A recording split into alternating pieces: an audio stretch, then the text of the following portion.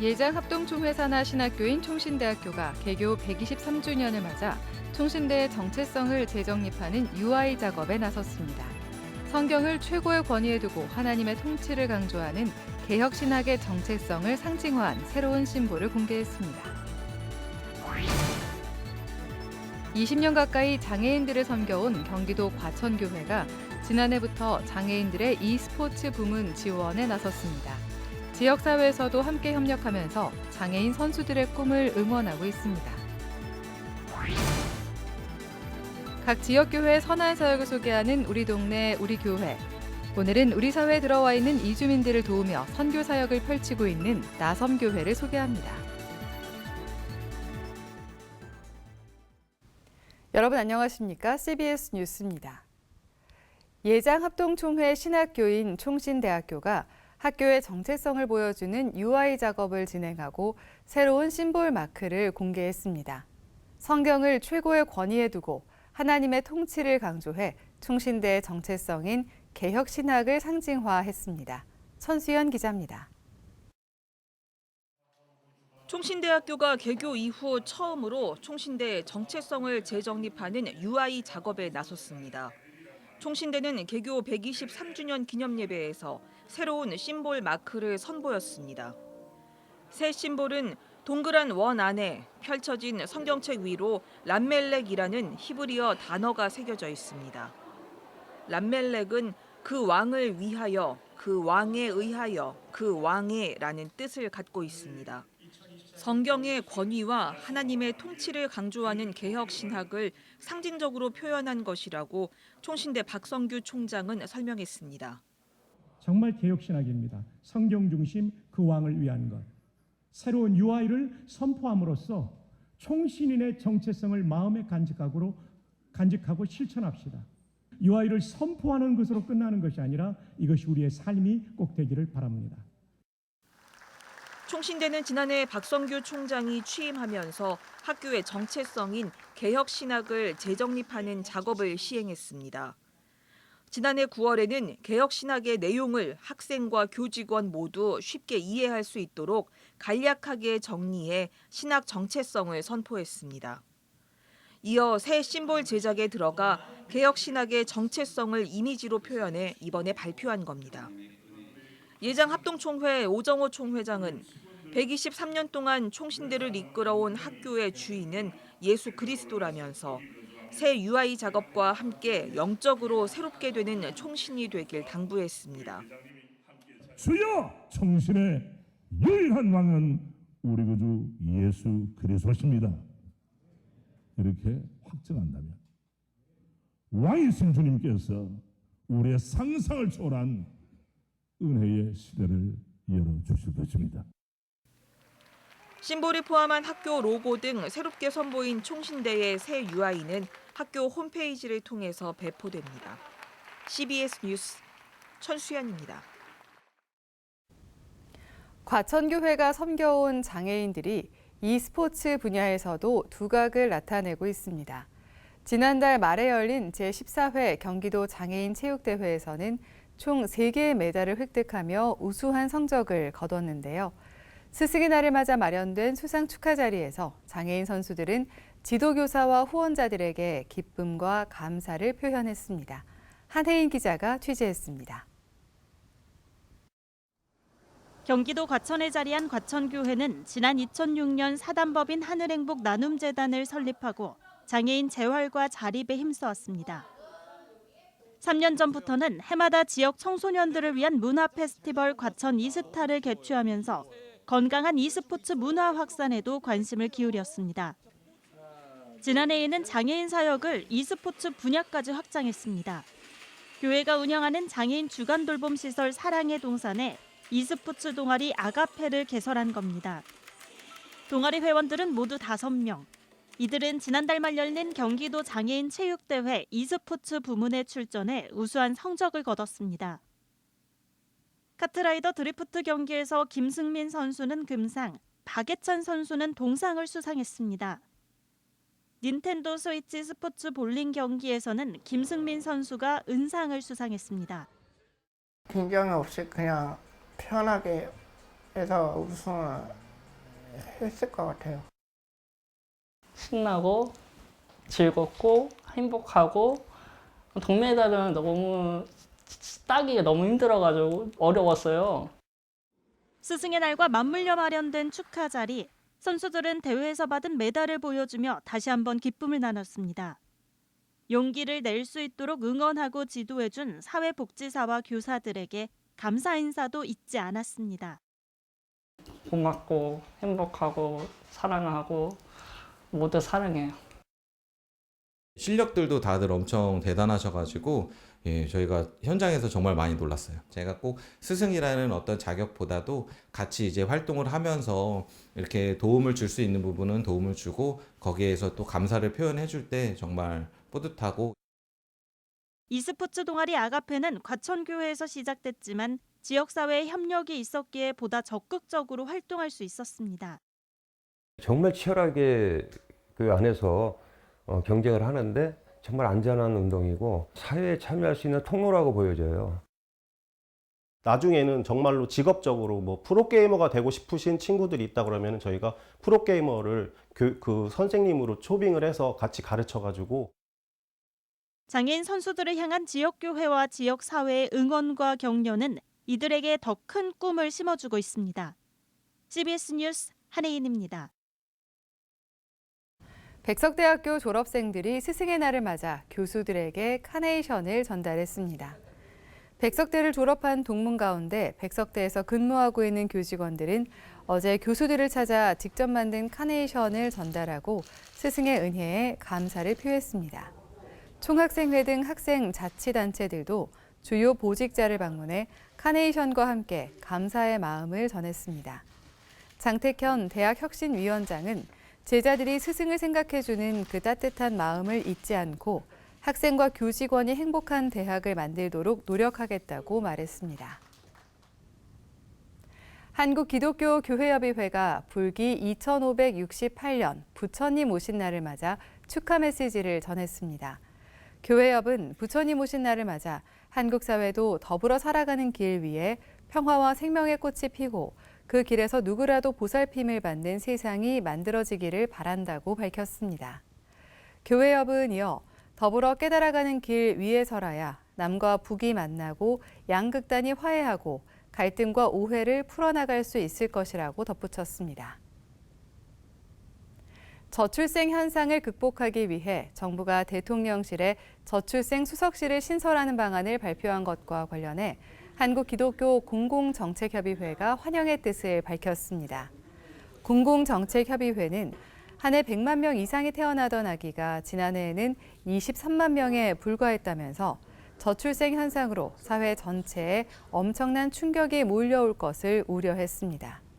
그러면서 정부가 이제라도 대응 방안을 발표해 다행이라면서 정부는 비상사태를 선언하고 종교계 등 사회 각계각층이 적극 참여할 수 있는 대응 방안을 마련하라고 촉구했습니다.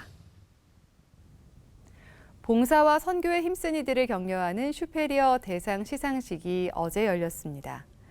올해 수상자는 11년 전 네팔 동부 지역의 신학교를 설립하고 네팔 복음화에 힘쓰고 있는 러브 네팔 권승일 총장과 서아프리카 감비아에서 선교 활동을 하는 유재동 안정순 선교사, 서울역 주변 노숙인과 쪽방 주민을 위한 다양한 복지 활동을 펼치는 사단법인 나누미의 김혜연 목사입니다. 슈페리어 재단은 지난 2014년부터 이웃을 섬기며 복음을 위해 헌신해온 개인과 단체를 발굴해 선교와 봉사, 교육과 애국 4개 부문으로 상을 수여해왔습니다. 지금까지 국내외 26개 단체와 개인에게 15억 원의 선교 후원금을 전달했습니다. 각 지역교회의 선한 사역을 소개하는 우리 동네 우리 교회. 오늘은 이주민들이 사회의 중요한 구성원으로 자리 잡을 수 있도록 학교를 세워 자녀들을 교육하고 예배를 통해 하나님 나라의 선교 사역을 펼치고 있는 서울시 광진구 나섬교회를 찾아가 봅니다.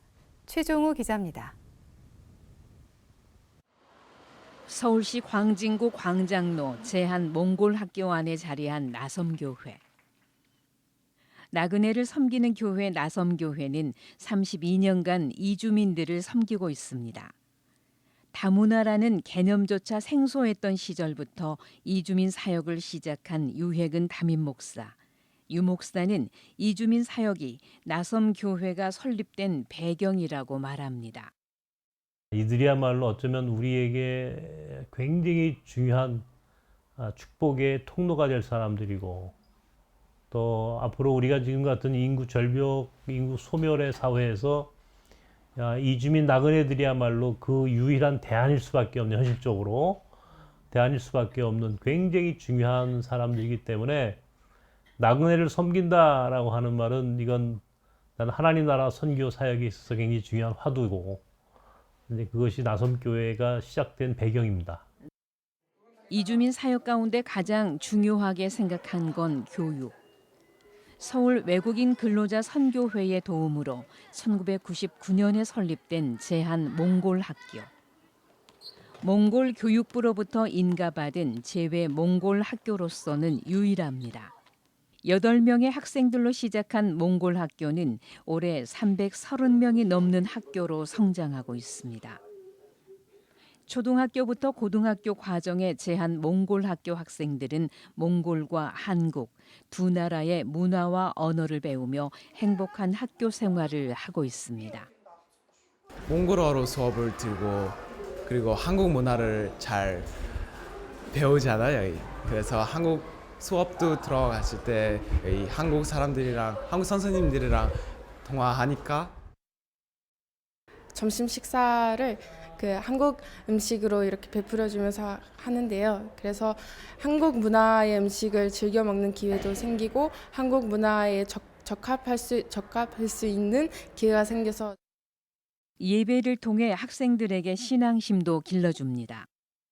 이제 화요일마다 또 이제 많은 목사님들이 해주시는 설교를 듣고 더 뭔가 인생에 이제 교훈이 되는 것들도 되게 많이 생각해보고 배워가는 것 같아요. 몽골에서 온 교사들도 하나님을 만나고 그 사랑을 학생들에게 나눠주고 있습니다. 제가 몽골의 일반 학교에 있을 때 애들한테 학생들한테 지식 주기 위해서 많이 노력하고 있었어요.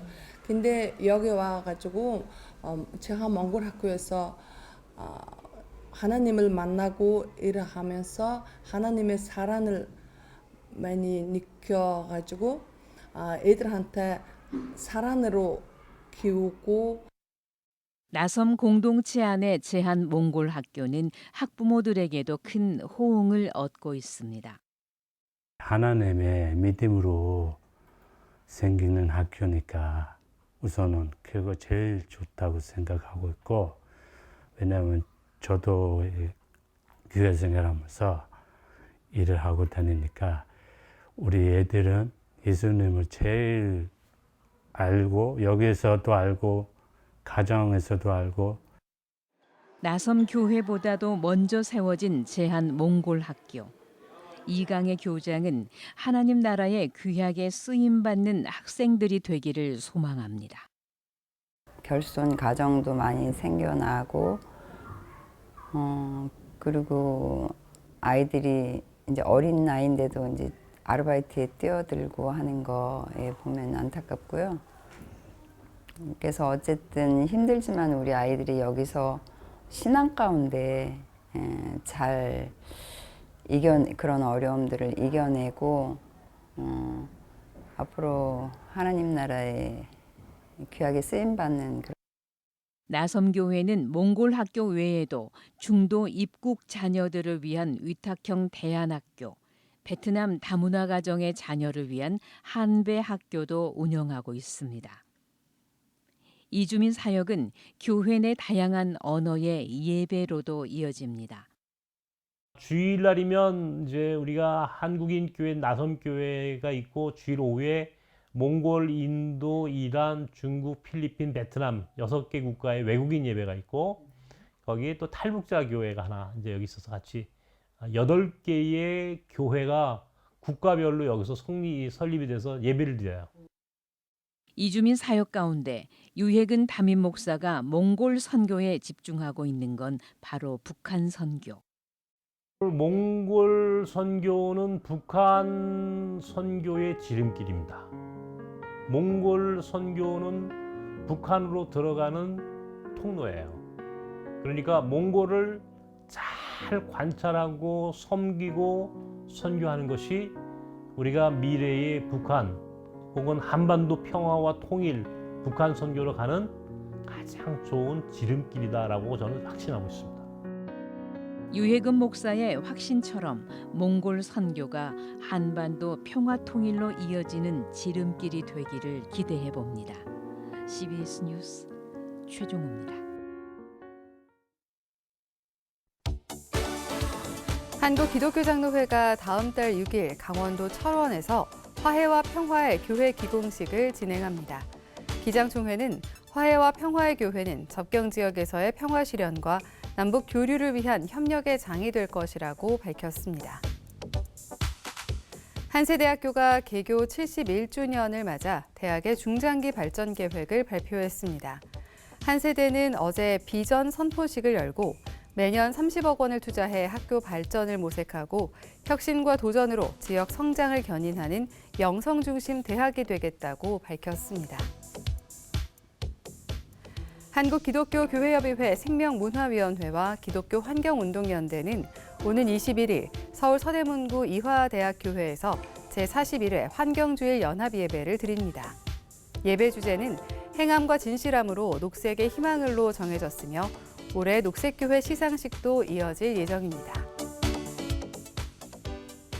국제구호개발 NGO 월드비전이 배우 공명을 홍보대사로 위촉했습니다. 월드비전 조명환 회장은 공명 홍보대사가 월드비전 등록 아동들에게 희망의 에너지를 전달하고 월드비전의 가치를 널리 알리는 역할을 감당할 것으로 기대한다고 말했습니다.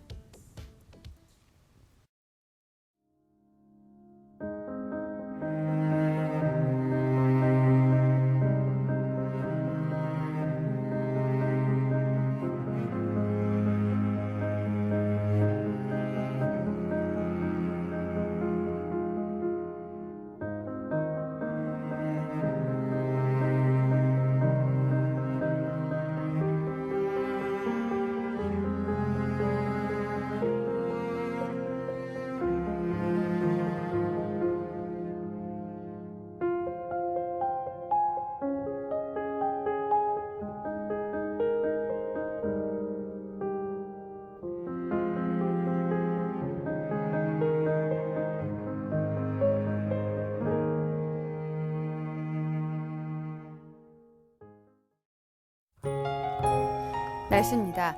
내일은 새벽까지 전국에 비가 내리겠습니다. 한편 경기 동부와 충북은 낮까지 비가 이어지는 곳도 있겠습니다.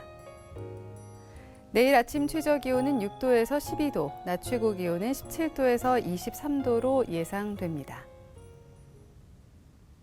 이상으로 뉴스를 마칩니다. 시청해주신 여러분 고맙습니다.